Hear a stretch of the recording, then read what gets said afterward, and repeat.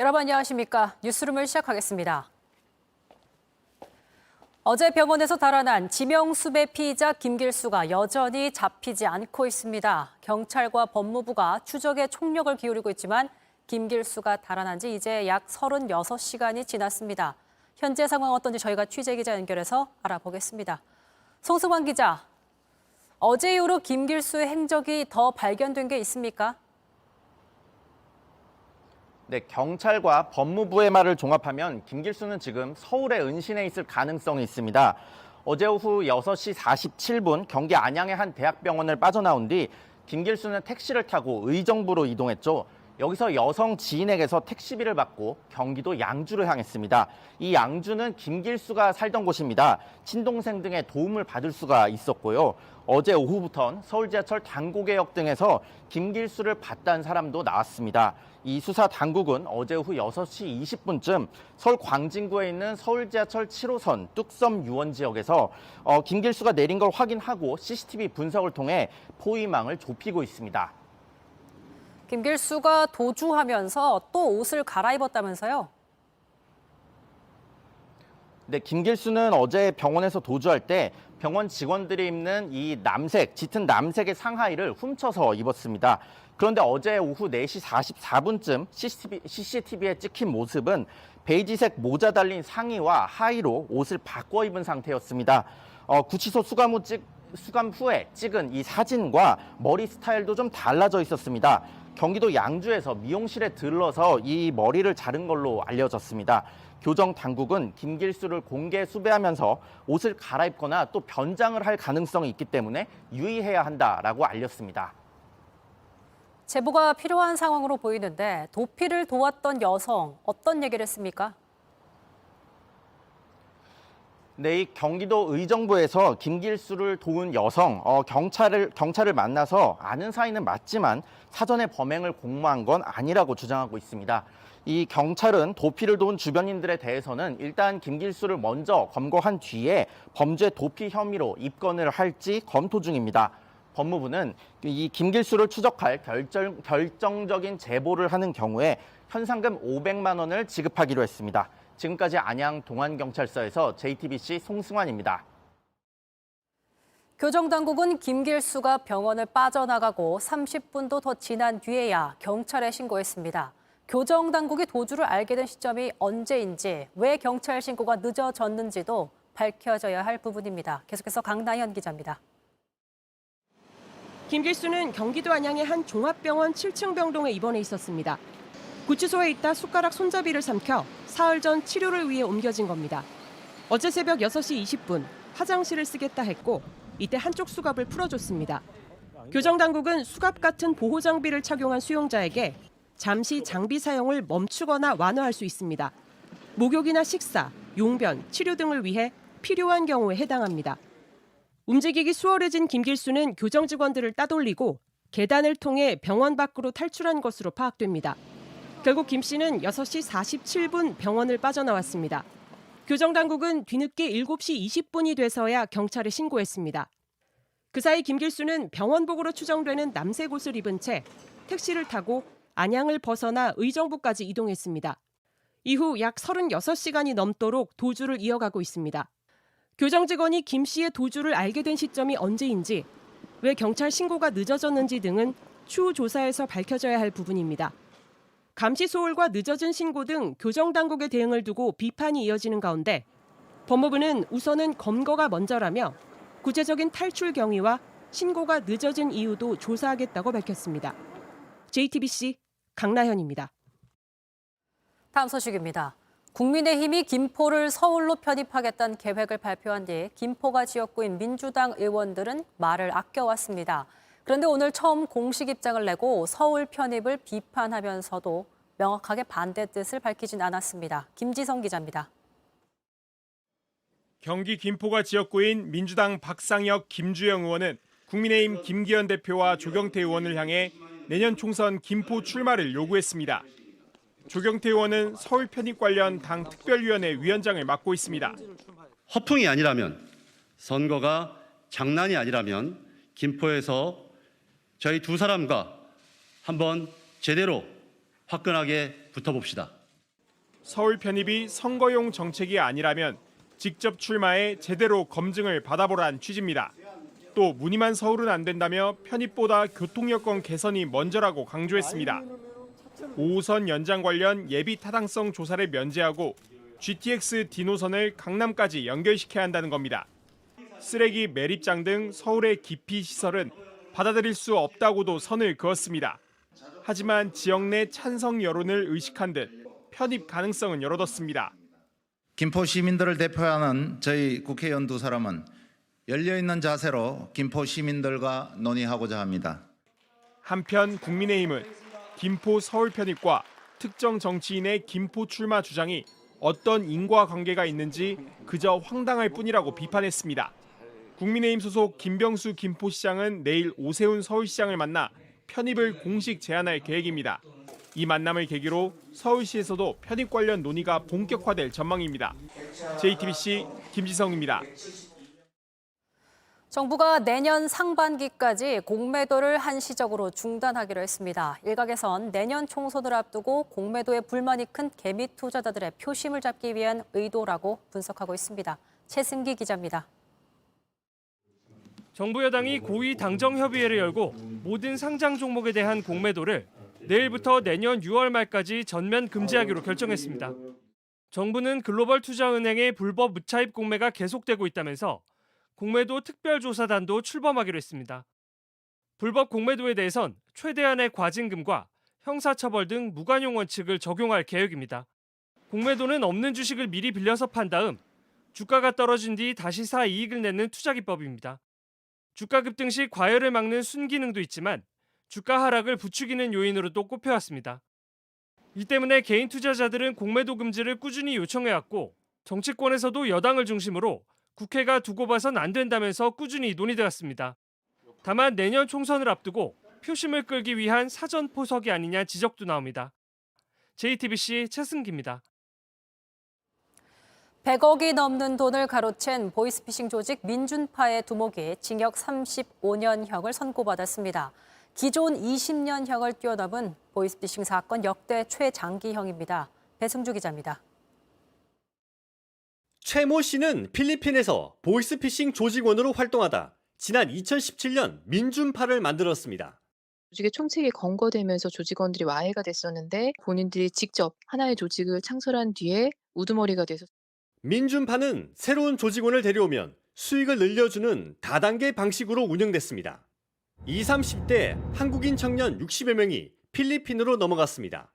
이들은 서민에게 저금리 대출을 해주겠다 속여 4년 동안 560명에게 108억 원을 가로챘습니다. 하지만 수사당국의 꼬리가 잡혔고 지난해 10월 최 씨가 국내로 송환됐습니다. 이후 재판에 넘겨진 최 씨는 1심에서 징역 35년형을 선고받았습니다. 보이스피싱 사건 역대 최장기형입니다. 지금까지 보이스피싱 조직 총책이 받은 가장 높은 형량은 징역 20년이었습니다.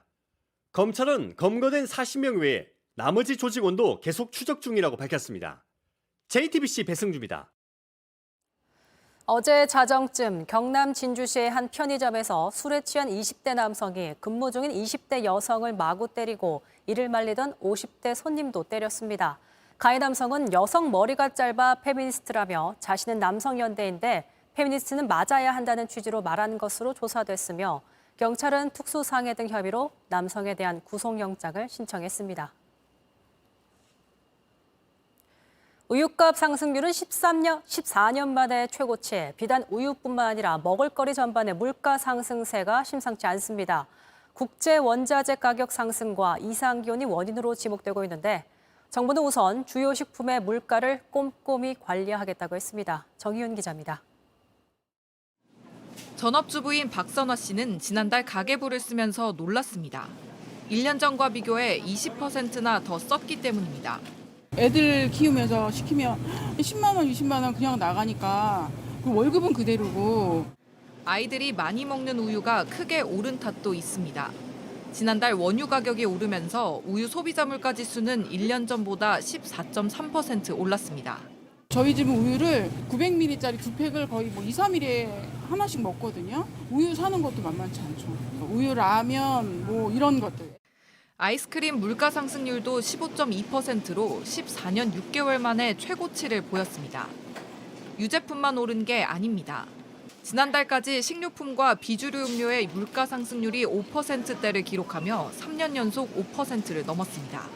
이 때문에 장보기를 줄였다는 시민들도 많아졌습니다.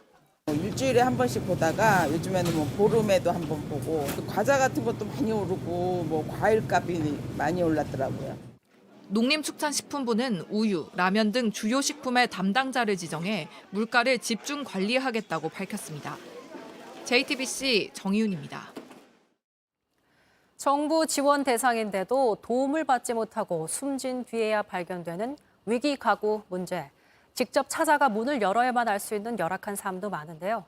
안타까운 소식이 전해질 때마다 정부가 대책을 내놓지만 사각지대는 여전합니다. 이혜원 기자가 직접 찾아가 봤습니다. 지난 4월 전남 목포에선 쓰레기로 가득 찬 집에서 30대 남성이 발견됐습니다. 조현병과 우울증으로 생업도 포기하고 고립된 상태였습니다. 화장실이나 베란다까지 쓰레기가 산처럼 쌓여 있었고 벽과 천장에는 바퀴벌레와 거미줄로 가득했었어요. 행정 시스템으로는 찾아낼 수 없었습니다. 단전과 단수 등 정부가 위기 가구를 찾을 때 쓰는 위기 정보로는 걸러지지 않은 겁니다. 매일 현장에 나가 동사무소에 대한 거부감이 좀 있었기 때문에 적극적으로 설득해서 위기 정보 종류는 갈수록 늘지만 직접 문을 열어보지 않으면 알 수 없는 사각지대는 여전합니다. 이 때문에 지자체에서는 민간 인력까지 동원해 닫힌 문을 한 곳씩 두드리고 있습니다. 계세요? 예. 복지기동대장입니다. 이렇게 찾아낸 위기 가구들에는 생활비 지원과 함께 장애인용 화장실 같은 시설을 마련해주기도 합니다. 담당분이 많이 그걸 안타까워하셔가지고 그걸 힘을 써주신 것 같아요. 그게 너무 소원이었는데. 혹여 놓칠 수 있는 이들을 위해 전라남도는 아예 전용 콜센터를 만들었습니다. 시간이 자정을 넘기면서 근무를 마친 상담사가 다음 상담사와 교대를 준비하고 있습니다. 24시간 전화는 받아야 하기 때문에 이 콜센터의 불은 꺼지지 않습니다. 오시는 분도 있고 죽어야 끝나나? 아니면 누구한테 의지를 하지? 정말 도와줄 수 있어요? 문제는 인력입니다. 3년 만에 4배 가까이 늘어난 위기가구 증가 속도를 복지 담당 공무원 수가 따라잡기에는 역부족입니다. 저희가 최선은 다하고는 있다고 하지만 인력에 한계가 있기 때문에 전문 전담 인력의 확충이 필요할 1년 전 정부는 위기 가구를 적극 발굴하겠다며 종합 계획을 내놨지만 인력 수급 대책은 부족했습니다. 복지부는 민간과 연계하는 방안 등을 확충할 예정이라고 했습니다. JTBC 이혜원입니다. 부산 을숙도는 대표적인 철새 도래지로 섬 전체가 문화재 보호구역입니다. 하지만 버려진 고양이들도 모여 살아서 고양이 섬으로도 불리는데요. 그런데 최근 문화재청이 철새들의 피해를 우려해 고양이 급식소의 철거를 명령하면서 논란이 일고 있습니다. 하지만 애초에 문제를 만든 건 고양이도 철새도 아니었습니다. 조육신 기자가 전합니다. 낙동강 하구에 자리 잡은 부산 을숙도. 숲과 갈대, 모래톱이 어우러진 철새들의 고향입니다. 이곳은 길고양이들의 서식지이기도 합니다. 현재 70마리가량이 살고 있습니다. 끼니는 고양이 급식소에서 해결합니다. 최근 문화재청에서 이 급식소의 철거를 명령했습니다. 문화재위원회의 불허 결정에도 불법 운영 중이라는 겁니다. 당시 불허 이유는 철새들의 피해였습니다. 환경단체에선 환영의 뜻을 나타냈습니다. 새들을 막 죽여요. 고양이들 때문에 이쪽에 나무에 앉지도 못하고. 반면 동물단체에선 크게 반발했습니다. 중성화 수술로 한때 200마리에 달하던 개체 수도 많이 줄었다며 밥줄을 끊을 순 없다는 겁니다. 얘네들은 먹이사슬 경쟁에서 약자가 돼가지고 굶어 죽거든요. 지자체에서 지원까지 한 사업이라고 항변했지만 이게 시청으로 전달이 됐어야 되는데 이 당시에 전달이 안 됐더라고요. 시에선 제공했던 급식소 12개부터 먼저 걷어갔습니다. 곳곳에 동물단체 등이 임의로 설치한 급식소는 남겨뒀지만 철거는 시간 문제입니다. 일만 해도 아마 4, 50개 될 거예요. 지금 이 안쪽에. 예상 받은 것 내용만 철거를 하라라고 명령을 내린 게 아니라 을숙도에 있는 것을 다 이제 하라. 우리 단체 소유기 때문에 저걸 건드리면 우리는 고발을 할 거니까. 동물단체들은 결국 철새들도 피해를 입을 거라고 경고했습니다. 살아야 되니까 야생의 본능이 이제 다시 되살아나겠죠. 환경단체들은 포식자인 고양이를 아예 분리시켜야 한다는 입장입니다. 고양이들을 어디 한 군데 모아가지고 차라리 모아서 급식을 주고. 고양이와 철새의 불편한 동거. 결국 문제를 만든 건 사람들입니다. 여기 굉장히 유기 많이 해요. 버릴 것 같으면 키우지 말아야 된다. JTBC 조유신입니다. 연일 이어지는 이스라엘의 가자 지구 공습으로 민간인 피해도 급증하고 있습니다. 지금까지 희생된 팔레스타인 주민은 10,000명 가까이 되는데 휴전 논의는 여전히 지지부진합니다. 김재현 기자가 전합니다. 사람들의 옷가지와 생필품이 폭격 잔해 속에 어지럽게 나뒹굽니다. 사람들은 희생자들을 담요에 싸서 옮깁니다.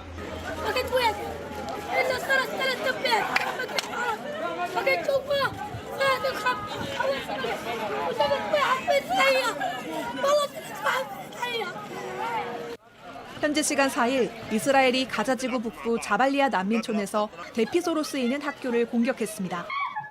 최소 15명이 숨지고 70명이 다쳤습니다. 같은 날 이스라엘군은 가자지구 중부 알마가지 난민촌도 공격했습니다. 이곳에서도 30명 넘게 숨진 것으로 전해집니다. 가자지구 보건부는 지금까지 팔레스타인 주민 9,488명이 숨졌고 그중 70%는 어린이와 여성, 노인이라고 밝혔습니다. 하지만 이스라엘은 공세를 강화하고 있습니다. אנחנו נגיע אליה. אנחנו נגיע אל יחיא סינואר ואנחנו נחסל אותו. אני אומר כאן לתושבי עזה, אם תגיעו לפנינו, זה יקצר את המלחמה. 휴전 논의도 진전이 없습니다. 토니 블링컨 미국 국무장관은 아랍 국가 지도자들과 만나 일시적 교전 중단을 제안했습니다. 다만 하마스를 제거하겠다는 이스라엘을 지지해 즉각적이고 전면적인 휴전을 요구하는 아랍 국가들과 합의점을 찾지 못했습니다. JTBC 김재현입니다. 비 내리는 가을 아침, 서울 도심을 달리기 위해 35,000여 명이 모였습니다. 올해 25회를 맞는 JTBC 서울 마라톤. 어떤 마음으로 시민들은 마라톤에 참가했을까요? 여도현 기자가 전합니다. 가을비에도 참가자들의 표정은 밝습니다. 여기저기서 마라톤 준비에 한창입니다. 다치지 않게 테이핑을 하고 사진도 찍습니다. 원래 러너들은 어떤 날씨에든 열심히 뜁니다. 걷지 않고 뛰어서 4시간 동안 완주하는 걸 목표로 열심히 뛰겠습니다. 파이팅! 마라톤을 시작한 지 20년 된 참가자는 여전히 출발 총성이 기다려진다고 합니다. 오늘 정확하게 380번째예요. 떨리지만 출발 시간이 기다려져요. 건강을 위해서. 화이팅!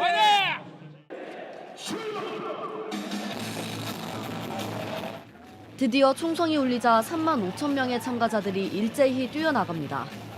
3-4시간 동안 여의도와 광화문을 지나 잠실 종합운동장까지 달렸습니다. 이들이 달리는 곳곳엔 응원단도 함께했습니다. 해외 초청 선수들도 붉게 물든 단풍 아래 서울 한복판을 뛰었습니다. 2시간 7분이 지나고 에티오피아에서 온 데르세가 결승점에 처음 들어옵니다. 국내 참가자 중에선 한국전력공사 김건호 선수가 가장 먼저 결승점을 통과했습니다. 작년에 이어 2연패를 해서 너무 기쁜데요. 기록이 너무 저조해서 많이 좀 아쉬운 경기인 것 같습니다.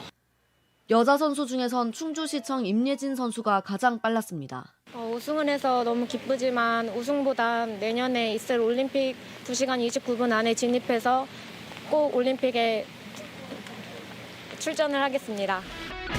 최선을 다해 끝까지 달린 모든 참가자들의 레이스가 빛나는 하루였습니다. JTBC 여도현입니다.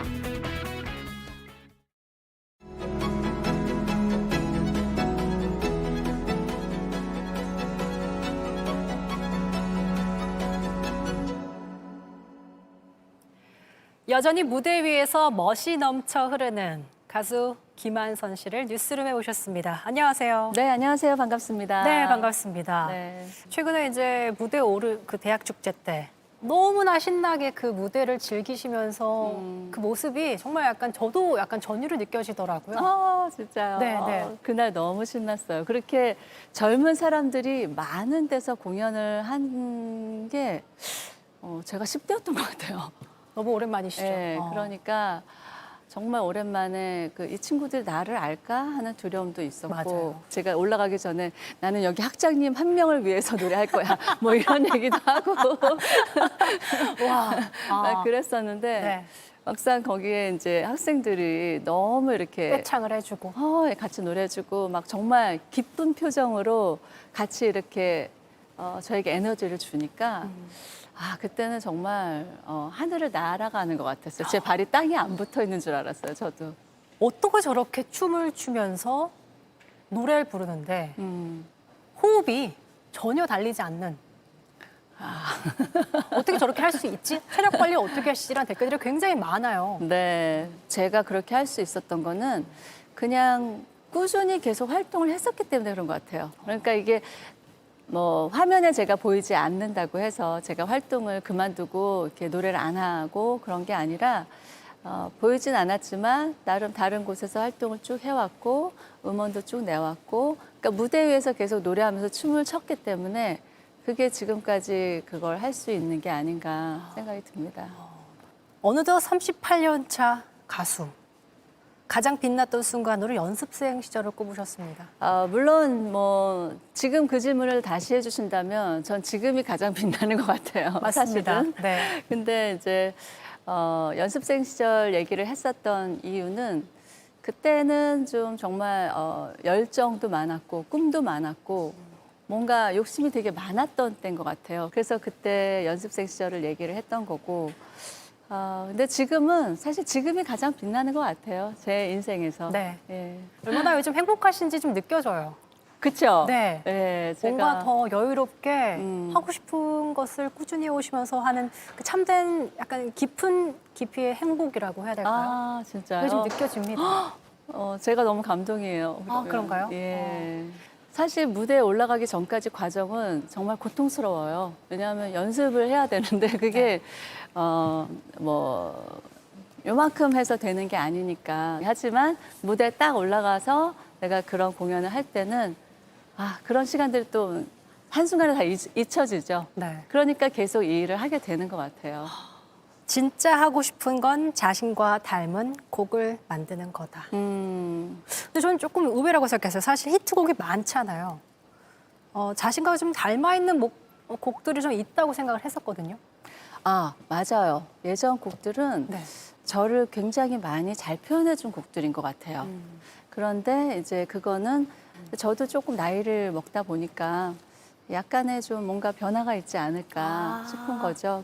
그중에 좀 가장 많이 닮아 있다라고 생각하는 곡은 어떤 겁니까? 저는 피에로는 우리 보고 웃지라는 곡의 그 가사 내용을 너무 좋아해요. 맞아요. 그래서 네. 그 노래가 지금 먼저 제일 생각난 것 같아요. 어딘가 뭐랄까요? 조금은 외로워 보이는 하지만 웃고 있는 그 모습이 네. 너무 좀 닮아 있구나 라는 생각도 좀 들어서 그런 얘기 너무 많이 들으시죠? 아니에요. 처음 들어요, 지금. 그래요? 역시 그런가요? 앵커님이 다르구나. 그래서 피에로는 우리 보고 웃지라는 그 곡은 저를 많이 알고 몇 년 동안 쭉 지켜봤던 사람이 가사를 쓴 거였기 때문에 제 마음을 좀 가장 잘 표현한 거 아닐까. 저를 잘 표현하지 않았나 싶어요. 많이 좀 투영이 되어 있군요. 네네네. 히트곡 음원 발매 예정이시라고. 이제 요즘 악기로 요즘 어떤 음향 시스템으로 작업을 새로 해보니까 네. 그때도 참 좋다라고 생각을 했는데 다시 너무 좋은 거예요, 노래가. 네. 그래서 이거를 그냥 이대로 두기는 너무 아깝다. 이건 다시 음원으로 내야 되겠다 생각해서 이제 다시 노래 녹음을 해서 네. 앨범을 이제 낼 계획입니다. 네. 조금 더 깊이 있고 조금 그랬으면 더 좋겠네요. 노련한. 아마 10대 때보다 훨씬 더 듣기 좋을 거예요. 왜 그렇게 말씀하시죠? 10대 때 거 들어보시니까 약간 그런 생각이 좀 드셨습니까? 그때는 정말 너무 앳되고 신선하고 좀 그런 느낌이 가득 찼다면 네. 이제 이번에 다시 녹음하면서 내가 그때 아쉬웠던 부분들을 다시 내 마음에 들게 녹음을 하니까 훨씬 더 이제 완성도가 더 있지 않을까. 근데 뭐 신선함까지는 제가 보장을 못 하겠습니다. 이번에 이제 5년 만에 또 단독 콘서트를 여십니다. 네. 감회가 또 남다를 것 같습니다. 네. 약간 한숨 살짝 섞인 숨을 쉬시는 거 보니까 또 준비하셔야 되는 게 좀 호락호락하지 않다 보니 네, 맞아요. 많은 생각이 드시는 것 같습니다. 네, 기대치가 너무 높아진 것 같아서 사실 그게 제일 걱정이에요. 근데 뭐 어떡하겠어요. 이제 해야죠. 또 발등에 불 딱 떨어졌으니까 열심히 또. 또 열심히 달려야죠. 근데 누구도 예상하지 못한 특급 게스트 예정돼 있다는 얘기 솔솔 좀 들렸습니다.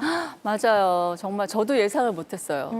이렇게 멋진 사람들이 선뜻 도와주겠다고 한 게 정말 처음이에요. 그래서 말하면서 약간 울컥하네요. 아우, 진짜로. 왜냐하면 이렇게 그동안은 뭔가 제가 도움이 필요할 때 사실 도움을 청할 사람도 없었고 주겠다고 한 사람도 없었어요. 그래서 제가 제일 먼저 한 얘기가 그거예요. 역시 사람은 오래 살고 봐야 된다. 그게 끝이 아니었던 거예요, 내 인생에. 그래서 이렇게 좋은 날이 또 오는구나. 지금 이 순간 나에게 충실하는 것만이 내가 할 수 있는 모든 것 같아요. 그래서 그런 시간들도 뭔가 할 수 있는 걸 항상 끊임없이 찾으시는 것 같아요. 예를 들면 이제 지난해는 화가로도 데뷔하시고 전시회까지 또 여셨습니다. 네. 한 10년 전에 제가 우연히 유화를 배우게 됐었는데 와, 내가 이 나이에 이렇게 집중할 수 있는 어떤 힘도 있고 집중할 수 있는 뭔가가 있구나라는 거가 너무 기뻤어요. 말고도 이런 것도 있었구나. 그런 게 좀 쌓이면서 근데 전시회 제의도 오고 해서 너무 재밌게 했었던 것 같아요. 감사할 뿐입니다.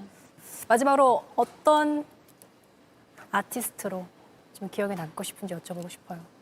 그냥 지금의 나를 좀 지금 동시대 가수로 받아들여줬으면 좋겠다. 저는 꾸준히 계속 음악 활동을 해왔고 지금도 저는 여러분들 옆에서 계속 활동하고 있는 가수다. 그렇게만 느껴졌으면 좋겠어요. 뭐 이렇게 다르게 뭐 생각 안 해주셔도 됩니다. 예. 함께 여전히 숨 쉬고 무대에서 만날 수 있는 그런 아티스트. 네. 지금도 여전히 여러분들 옆에서 노래하고 있습니다. 알겠습니다. 그 춤을 멈추지 말아주세요. 알겠습니다. 네, 인터뷰 마치겠습니다. 고맙습니다. 네, 감사합니다.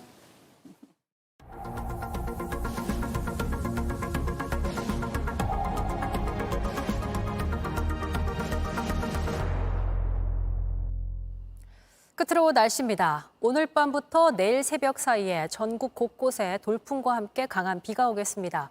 내일까지 서울 등 수도권엔 최대 100mm, 호남과 경북엔 최대 80mm의 많은 비가 예상됩니다. 내일부터는 기온도 크게 낮아져 초겨울 날씨를 보이겠습니다. 뉴스룸이 준비한 소식은 여기까지입니다. 시청해주신 여러분 고맙습니다.